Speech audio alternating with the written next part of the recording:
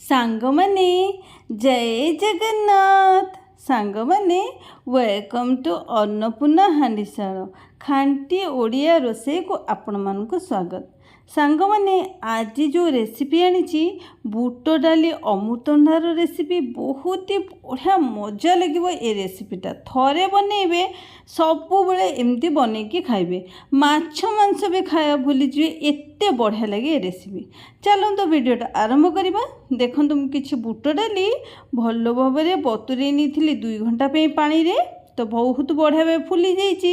ତାକୁ ଭଲ ଭାବେ ଧୋଇକିରି ଏବେ ଆମେ ପ୍ରେସର କୁକରରେ ନେଇନେବା। ଆପଣ ଚାହିଁଲେ କଡ଼େଇରେ ବି ସିଝେଇ ପାରିବେ, କିନ୍ତୁ ଯେହେତୁ ଏବେ ଗ୍ୟାସ୍ର ଇସ୍ୟୁ ଚାଲିଛି, ଗ୍ୟାସ୍ର ପ୍ରୋବ୍ଲେମ୍ ଚାଲିଛି, ତ ଆମେ ଏଠି ପ୍ରେସର କୁକରରେ ଯଦି ସିଝେଇବା ଜଲ୍ଦି ହେଇଯିବ ଆଉ ଜଲ୍ଦି ସିଝି ବି ଯିବ। ତ ମୁଁ ଏଠି ବୁଟ ଡାଲିକୁ ନେଇଯାଇଛି ପ୍ରେସର କୁକର ଦେହରେ, ତା ଦେହରେ କିଛି ପାଣି ଦେଇଛି ଆଉ ଡାଲି ଯେତିକି ସେଇ ହିସାବରେ ଲୁଣ ଆଉ ହଳଦୀ ଦେଇଛି। ତାପରେ ମୁଁ ଏଠି ଗ୍ୟାସ୍ରେ ବସାଇ ଦେଇଛି ପ୍ରେସର କୁକର। ତାପରେ ଏଠି ଚାଲନ୍ତୁ ଆଳୁ କାଟି ନେବା। ଆଳୁକୁ ଏକଦମ ଛୋଟ ଛୋଟ କରି କାଟି ନେବା। ଆଉ ଆପଣ ଭାବୁଥିବେ ଡାଲିରେ ତ ଆମେ ଆଳୁ ସିଝାଇ ପାରିବା, କିନ୍ତୁ ନାହିଁ, ଡାଲିରେ ଆଳୁ ଏଇଥିପାଇଁ ସିଝାଇଲିନି, ଛୋଟ ଛୋଟ କରି ବନେଇବା ଆଳୁକୁ। ଆଉ ଡାଲିରେ ଯଦି ପକାଇଥାନ୍ତି ଆଳୁ ପୁରା ଗୋଳି ହେଇଯାଇଥାନ୍ତା। ତ ଦେଖନ୍ତୁ ଏଇ ସାଇଜ୍ର ଆଳୁ କାଟିଛି। ଆଳୁ କାଟି ସାଇଡ଼ରେ ରଖିଦେଇଛି। ତାପରେ ଚାଲନ୍ତୁ ଗୋଟେ ମସଲା ବନେଇବା। ମସଲା ପାଇଁ କିଛି ଅଦା, କିଛି ରସୁଣ, ଟିକେ ଅଳ୍ପ ଟିକେ ପିଆଜ, କଞ୍ଚା ଲଙ୍କା ଆଉ ବାଦାମ ଦେଇଛି। ବାଦାମ ଦେଇ ଭଲ ଭାବରେ ମସଲାକୁ ବାଟି ନେଇଛି। ତା ଭିତରେ ଡାଲି ସିଝେଇକି ଥଣ୍ଡା କରିବାକୁ ରଖିଦେଇଥିଲି। ଡାଲି ସିଝି ଯାଇଥିଲା, ଥଣ୍ଡା ବି ହେଇଯାଇଛି। ଦେଖନ୍ତୁ ଡାଲି କେତେ ବଢ଼ିଆ ସେ ସିଝି ଯାଇଛି। ତାପରେ ଚାଲନ୍ତୁ ଏବେ ଆଉ ଅଲଗା ପ୍ରୋସେସ୍ କରିବା। ତ ମୁଁ ଏଇଠି କ'ଣ କରିଛି, ଗ୍ୟାସ୍କୁ ଅନ୍ କରି ଗୋଟେ କଡ଼େଇ ନେଇଛି, ତା ଦେହରେ କିଛି ସୋରିଷ ତେଲ ନେଇଛି। ତାପରେ ମୁଁ ଏଠି ଚିନି ଗୋଟେ ଚାମଚ ଦେଇଛି, ଟିକେ କଲର୍ ପାଇଁକି। ଚିନି ବହୁତ ବଢ଼ିଆ ସେ ପୁରା ନାଲି ନାଲି ହେଇକି ଫେଣ ଫେଣ ଉପରକୁ ଆସିଲାଣି। ତ ଏବେ ଆମେ କ'ଣ କରିବା, ପିଆଜ ଦେଇଦେବା। ତ ମୁଁ ଏଠି କିଛି ପିଆଜ ଯେଉଁଟାକି ମୁଁ କାଟିକି ରଖିଥିଲି ତାକୁ ଏଇଠି ଦେଇଦେଇଛି। ପିଆଜ ଦେଇ ସାରିଲା ପରେ ପିଆଜ ନାଲି ହେବା ପର୍ଯ୍ୟନ୍ତ ଭାଜିବା। ତ ଏଇଠି ଦେଖନ୍ତୁ ପିଆଜକୁ ଭଲ ଭାବରେ ଭାଜିବେ, ପୁରା ନାଲି ହେବା ପର୍ଯ୍ୟନ୍ତ, ଅଧା ଭାଜିବେନି। ତ ଏଇଠି ପିଆଜ ପୁରା ନାଲି ହେବା ପର୍ଯ୍ୟନ୍ତ ଆମେ ଭାଜିଲୁ। ସାଙ୍ଗମାନେ ଯଦି ଏ ରେସିପିଟା ଆପଣମାନଙ୍କୁ ଭଲ ଲାଗେ, ଛୋଟ ଅନୁରୋଧ, ଗୋଟେ ଲାଇକ୍, ଗୋଟେ କମେଣ୍ଟ ନିଶ୍ଚିନ୍ତ କରିବେ। ତ ଦେଖନ୍ତୁ ଏଇଠି ପୁରା ପିଆଜ ପୁରା ନାଲି ହେଇଯାଇଛି। ତାପରେ ଏ ମସଲାକୁ ଦେଇଦେବା। ମସଲାକୁ ଦେଇ ସାରିଲା ପରେ ଭଲ ଭାବରେ ମସଲାକୁ କଷିବା ତେଲ ଦେହରେ। ଯେପର୍ଯ୍ୟନ୍ତ ମସଲାର ପାଣି ଅଂଶ ନ ମରିଛି ସେ ପର୍ଯ୍ୟନ୍ତ ତେଲ ଦେହରେ ମସଲାକୁ କଷିବା। ଯେତେବେଳେ ମସଲାର ପାଣି ଅଂଶ ମରିଯିବ, ତାପରେ ଆମେ ନେକ୍ସଟ ପ୍ରୋସେସ୍ କରିବା। ତ ଏଇଠି ଦେଖନ୍ତୁ ମସଲାର ପାଣି ଅଂଶ ପୁରା ମରିଗଲାଣି, ପୁରା ଶୁଖିଗଲାଣି। ମସଲା ବି ତା ଦେହରେ କିଛି ସିଝି ବି ଗଲାଣି। ତ ଆମେ ଏଇଠି କିଛି ପାଣି, ଯେଉଁ ମସଲା ଜାରରେ ମସଲା ଲାଗିଥିଲା, କିଛି ପାଣି ମିଶାଇ ଏଇଠି ଆମେ ଦେଇଦେଇଛୁ। ଦେଇ ସାରିଲା ପରେ ଭଲ ଭାବରେ ପାଣି ଦେହରେ ଏ ମସଲାକୁ ମିଶାଇ ନେବା। ତାପରେ ଏଠି ଦେଇଛୁ ଆମେ କିଛି ହଳଦୀ ଗୁଣ୍ଡ, ଆଉ କିଛି ସ୍ୱାଦ ହିସାବରେ ଲୁଣ, ଆଉ ଜିରା ଗୁଣ୍ଡ ଦେଇଛୁ, ଧନିଆ ଗୁଣ୍ଡ ଦେଇଛୁ, ଆଉ ଏଇଠି କାଶ୍ମୀର ଚିଲି ଅଧ ଚାମଚ ଦେଇଛି। ତାପରେ ଏଇଠି ମୁଁ ଦେଇଛି ମିଟ୍ ମସଲା ଦେଇଛି, ଅଧ ଚାମଚ ଟିକେ ଅଧିକା ମିଟ୍ ମସଲା ଦେଇଛି। ତାକୁ ସବୁ ଭଲ ଭାବରେ ମିଶାଇ ନେଇଛି। ମିଶାଇ ସାରିଲା ପରେ ସାଙ୍ଗମାନେ ଏଇଠି ଆଳୁ ଦେଇଦେଇଛି। ଆଳୁ ଯେତିକି ଆପଣ ଆଳୁ ଦେବେ ଆଉ ଝୋଳ ଯେତିକି ରଖିବେ ସେଇ ହିସାବରେ ଏଇଠି ମସଲାରେ ଲୁଣ ଦେଇଦେବେ। ତ ଏଇଠି ଦେଖନ୍ତୁ ଆଳୁ ଦେଇ ସାରିଲା ପରେ ଏଇଠି ଟମାଟର କିଛି ଦେଇଛି, ଦେଇକି ଭଲ ଭାବରେ ଗୋଳେଇ ନେଇଛି। ତାପରେ ଏଇଠି କ'ଣ କରିବା, ଆମେ ଘୋଡ଼େଇ ଦେବା। ଏକୁ ଘୋଡ଼େଇ ଦେବା। ମସଲା ସିଝିବା ସାଙ୍ଗେ ସାଙ୍ଗେ ଆଳୁ ଟମାଟର ବି ସିଝିଯିବ। ତ ଏଇଠି ଘୋଡ଼େଇ ସାରିକି ଗୋଟେ ଅମୃତଭଣ୍ଡା ମୁଁ ଏଇଠି କାଟିଛି। ଅମୃତଭଣ୍ଡାକୁ ଏମିତି କାଟିକି ଚୋପା ଛଡ଼େଇନି, ଛୋଟ ଅମୃତଭଣ୍ଡାଟେ ନେଇଛି। ସାଙ୍ଗମାନେ ଯଦି ଆପଣମାନେ ଚ୍ୟାନେଲରେ ନୂଆ, ତାହେଲେ ଛୋଟ ଅନୁରୋଧ, ଚ୍ୟାନେଲକୁ ସବସ୍କ୍ରାଇବ୍ କରିନିଅନ୍ତୁ।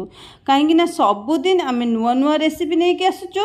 ଆପଣମାନେ ସବସ୍କ୍ରାଇବ୍ କରିକି ବେଲ୍ ଆଇକନ୍କୁ ପ୍ରେସ୍ କରିନେଲେ ଆପଣମାନଙ୍କ ପାଖକୁ ନୋଟିଫିକେସନ୍ ଯିବ, ଆପଣମାନେ ଦେଖିପାରିବେ।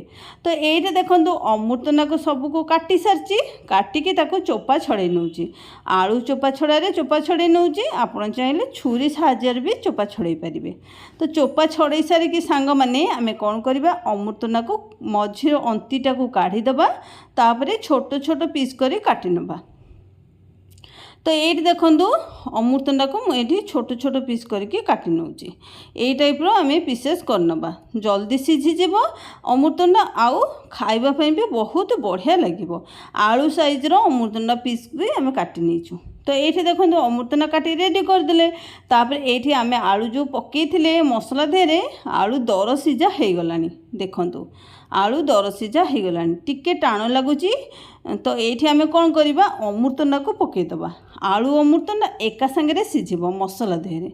तो मुझे सबजाक अमृतभंडा जिते काटी तो मुझे दे दूची सांग मैंने ये रेसिपीटा गोटे थर निश्चिंत बनइबे बहुत ही भल लगे। ए तरकारी बुट अमृतभंडा तरकारी आउ ए तरकारी थरे बनइले आपण सबु बेले बनइबे आ माछ मांस खाइबो इच्छा ही हबनी एते टेस्ट लगे कहीं एबेठु देखंतु अमृतभंडा जेतले पकई सारलानी तापरठु बास्ना तो बहुत ही बढ़िया आसलानी धीरे धीरे बास्ना भी बढ़िया आरंभ होलानी।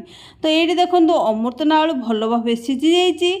तो मुझे एमती कौन करची मसला जो सीझी जाइए अमृतभंडा आ पाणिचिया लगभग अमृतभंडाटा पानी अंश थाए जितेबाला आम ये पकई देइथिलु अमृतभंडारू भी पानी बाहरी थिला। तो ये देखंतु तापर ये आम कौन करचु बुट डाली जो सीझा कर रखी तो ये दे देची बुट डाली सीझी भल से सीझी तो बेसी सीझा को पड़ोनी मसला धीरे किछि समय फुटेबा। तो ये देखंतु आम आरपट गैस को रखीदबा बुट डाली सीझा भितर आम ये छुंकटा मारिबा। तो मुझे छुंक पे गोटे छोट बासन नहीं तादरे किछि सोरिष तेल किछि लंका आउ फुटण देइछि 5 फुटण फुटीगला परे तो मुझे रसुण देइछि देखंतु जेतोले 5 फुटिया को पकईली मो फोन स्विच ऑफ जुगु माने रेकॉर्डिंग हो पारनी किंतु 5 फुटण भल से फुटीगला पर रसुण देइथिली रसुण टिके जरीगला परे तापरे आमे एठी ए छुंकटा लगे दीचु ये आम देदबा बुट डाली अमृतभंडा जो आम मसला कर रखीचे। तो ये दे सारापर छुंक को आम भल भाव छुंक सांगे एक गोले नवा देखो फुटिया आरंभ है। तो एक आम भल भाव गोले नहीं बास्ना तो एत बढ़िया बास्ना आस मटन खाइला भाया बास्ना आस मटन तरकारी भाया। तो ये देखो एकदम बढ़िया से बन की रेडी आम ये डालचीनी गुंड अध चामच टिके अधिक ये देदेचु गैस बंद कर देचु तापर डालचीनी गुंड को गोड़ेकरी ये घोड़े दबा 2 ରୁ 3 मिनट पर्यंत घोड़े देवे बांफटा से तरकारी धीरे जमी मरब। तो ये आम घोड़े दबा देखो 2 ରୁ 3 मिनट हो जाए बांफ भी तरकारी धीरे मरी जाइए ये देखो बांफ बाहर नहीं।